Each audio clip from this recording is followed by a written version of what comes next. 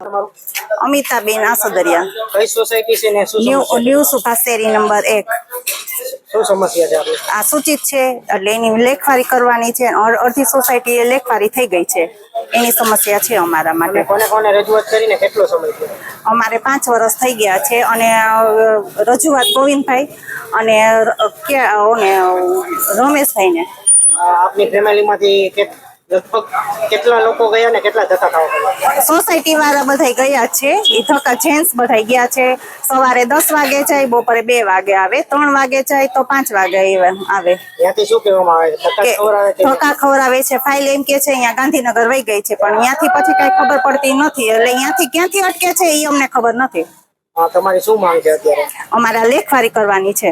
અત્યારે ચૂંટણી ચાલી રહી છે, ચૂંટણીનો માહોલ છે, 3 પાર્ટી છે અત્યારે, અને કોને સમર્થન તમે આપશો?